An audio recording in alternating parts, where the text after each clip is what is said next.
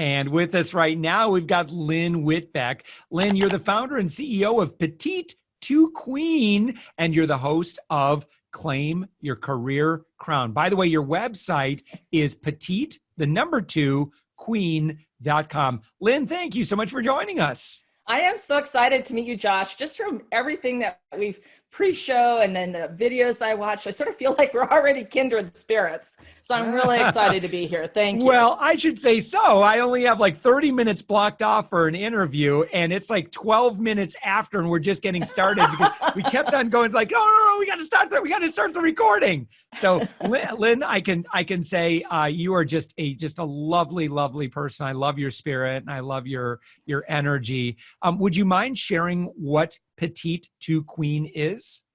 Yeah, so Petite2Queen is a virtual mentoring. We provide programs and tools for women to achieve more faster. And of course, all these leadership skills, they are gender free. So, our audience is all are welcome. But we do sort of gear it towards and speak with the female pronoun. And that's how we brand everything.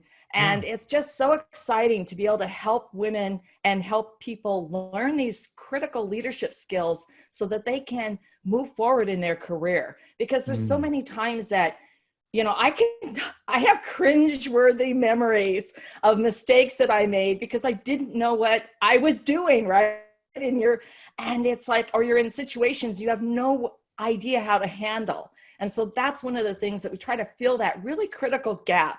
Because I can tell you, I didn't learn that in college. I didn't learn it in getting my master's degree. It was all on the job.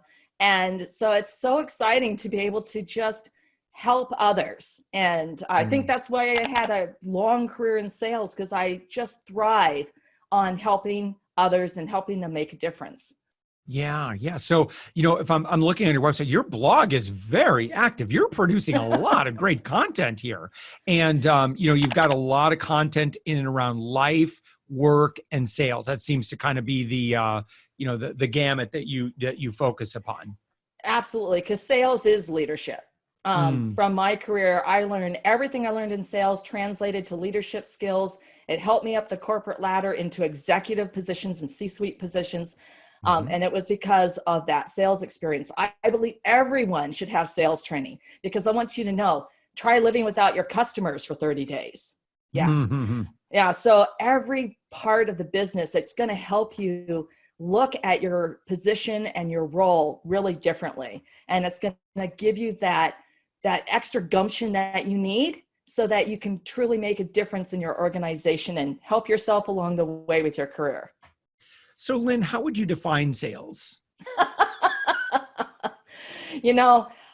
For me, it really feeds my core value, which is to help others. And that's why I just took to sales, because I wasn't in the Peace Corps. Yeah. But if I could take away a problem for one of my customers completely off their plate, they didn't have to think about it again. They didn't have to think about something going wrong. They didn't have to think that I was going to come at them with stupid questions, that I was going to do all the heavy lifting, and that if there was an issue, I was going to come back with solutions and options and my opinion on what was the best choice.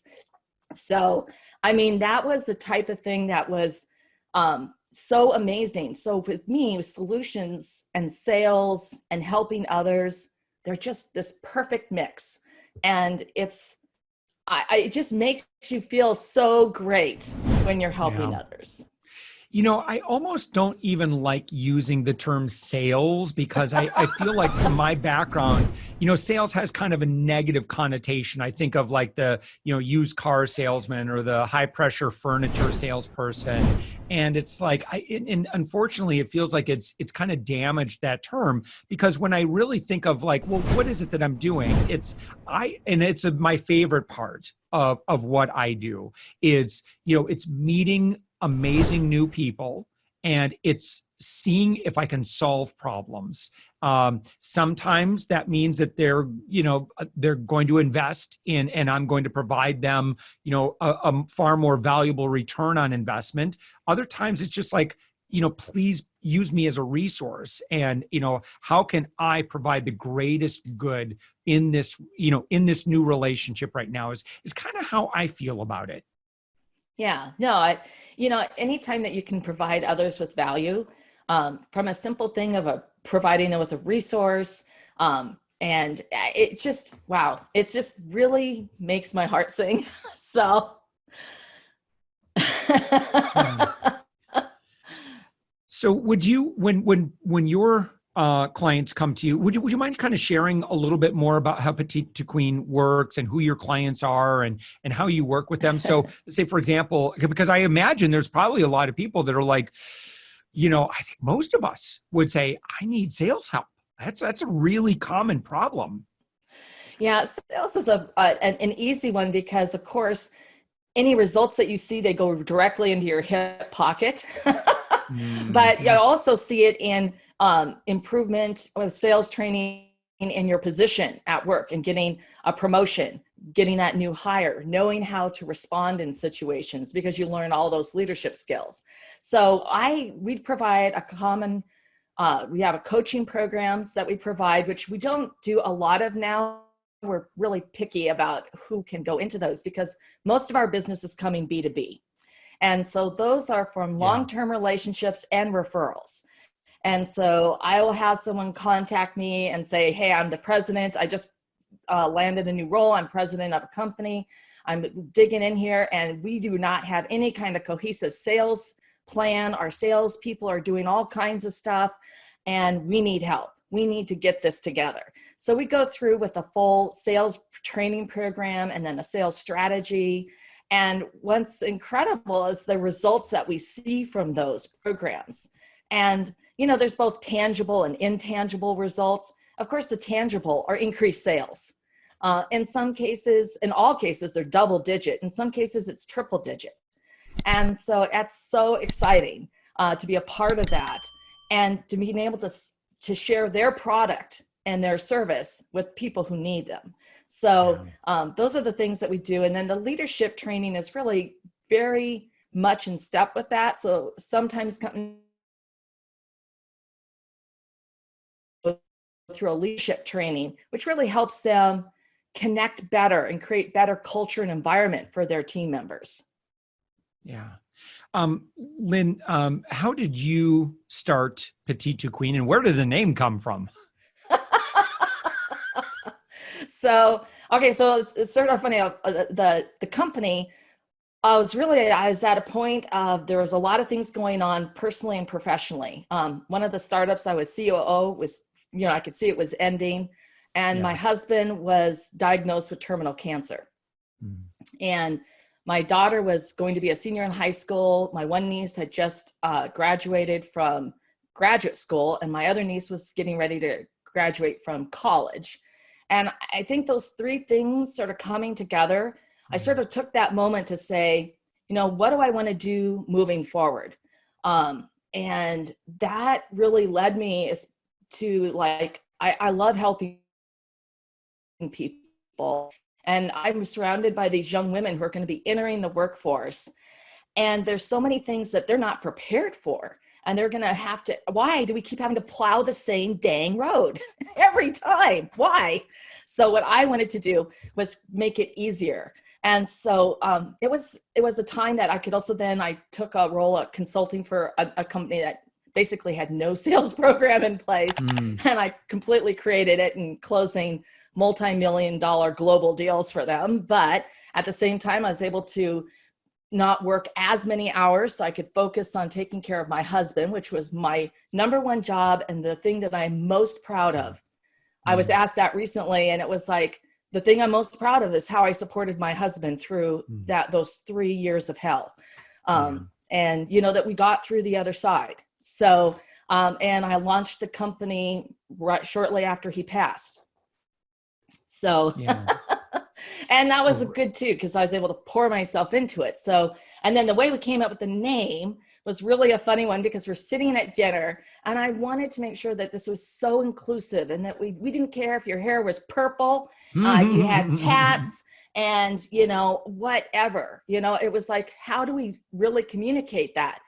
And I'll tell you, most of my team members, they're petite, and here I am, I'm queen sized, because that's another thing is that weight discrimination and things. And anyway, I sort of looked at it and I went petite to queen, that to me, that sort of really represented everyone, so that let's open up our arms. Come on in. Yeah. Would you mind, Lynn, maybe sharing some great advice on, someone who's maybe struggling? Let's say they own a company and they just don't seem to be converting, or they just don't seem to be getting they're stressing about revenue, and like sales just freaks them out. Where do you start from? Yeah. So of course, the first thing is you have to do is start with yourself, because you're probably having there's some self-limiting beliefs. You could have some self-sabotage going on. You've got your own prism. You can't see beyond it, and you need to shift your paradigm, because the first thing you need to get at is that value vault of everything you're providing and how important that is and how you're answering your customers why. And so normally we'll go through that exercise, because that's the next thing is, so first do the work yourself. What's blocking you? And that's so important. We do need to start with ourselves. I mean, you have your story yourself, how you had to start with yourself, and you did that radio station that first time, and you just had to do it, but you learned from that experience. But sometimes we have to get out of our own way. And so that's number one. Number two is we've got to get in mind of the customer, and we really need to answer their why. Why the heck do they want, need, or lack? What's going on that your product or service answers? And then what's the motivations? How does that tie in? What are the emotional triggers? And then from there, we start to be able to create messaging and a pitch, and that pitch, that 60-second pitch, how you answer that first why. So they're going to say, tell me more. And so you can start that conversation. And then from around that, you create the rest of the program. But those are really the first 3 steps that you need to go through. Yank my headphones out. So Lynn, so who do you typically work with? And I mean, I know you and I talked that you actually do consulting for larger companies with sales teams, but it also sounds like you help a lot of individual business owners as well.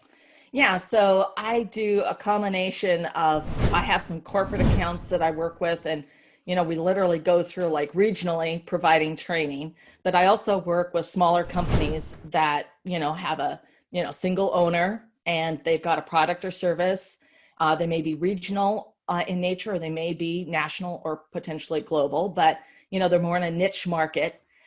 Both products and services. I do a lot of B2B, so the customers are B2B in the method that they're selling. I've also worked with some B2C customers, but I would say that, my really sweet spot is that B2B world, and building those long-term relationships, because that's what's so critical. Even in B2C though, there's a lot of segments like furniture sales or car sales. You can in fact build long-term relationships, and put people on that cycle that you're recontacting them. Hey, you got that great dining room set. Are you ready to start purchasing the chairs or the china cabinet? So it's there's always a cycle within any kind of whatever you're selling, whatever product or service it is. Right. How do you fulfill these services? So I see you've got courses, and in the few moments we have left, oh gosh, there's so many things I want to ask you. Okay, let's just talk about this. You have a course and it's called How to Overcome Imposter Syndrome. Tell me about that. Yeah. So, that was a topic that I discovered that my team all suffered from imposter syndrome. Now, and what was funny about that is I was looking at it as this case of extreme self-doubt. And it was my daughter who said, Mom, you're not getting it. Have you ever felt like you didn't deserve a seat at the table? And I said, well, no. And she said, da-da. People who have imposter syndrome truly believe they don't deserve that seat at the table.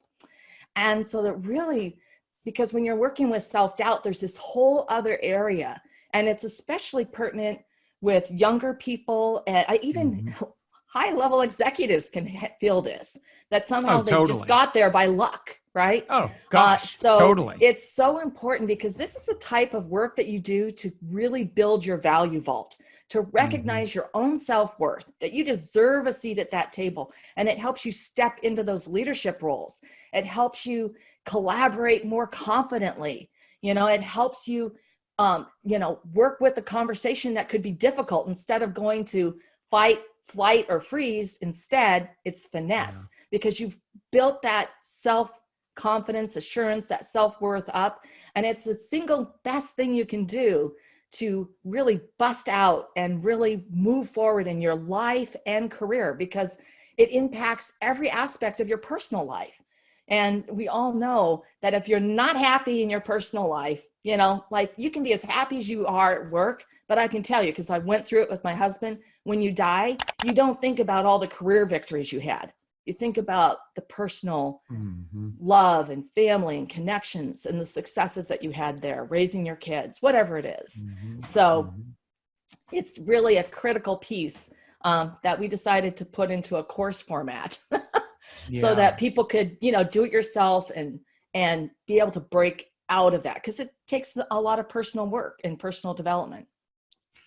Aside from anything that we've already talked about, is there anything else? So I'm on your website right now, Petite2Queen.com. Is there anything else? Oh, you got a free ebook here. Anything else that people should look for? You've got, of course, you've got your Claim Your Career Crown podcast as well. Anything else? I would love to talk about a new strategic partnership I just formed, which is with the Female Founders Pitch Summit. And what's so exciting about this is a single day event, and it's bringing together 50 female founders and 30 investors. They're going through a very highly structured vetting process. They come together, they're going to be matched. And at the end of the evening, they'll be announcing $25 million of deployed funding. So instead of people like, Jolena Lee with Breezy Booth, who built her company on credit cards. That's how she had to do her startup. We're going to and who's now on the Inc. 5000, ranked number 106. I mean, those are the types of people that we're going to have there, that are going to get the funding and are going to be able to take off. And it's so cool, totally cool, because it's also bringing money to the communities, because we're going to bring jobs to these communities all over the country with these, 50 companies, these 50 founders. And it just so speaks to my mission to help others. I'm just so excited to be a part of this. Yeah. Very, very cool. I'm happy to hear that. That's a lot of money for a pretty small group. That's fantastic. It's exciting. I think that's going to go pretty far. So wonderful. Well, Lynn, again, your website, Petite2Queen, Lynn Whitbeck, you are the founder and CEO, and of course, the host of Claim Your Career Crown. Thank you so much for joining us. Thank you, Josh. It was great to be here.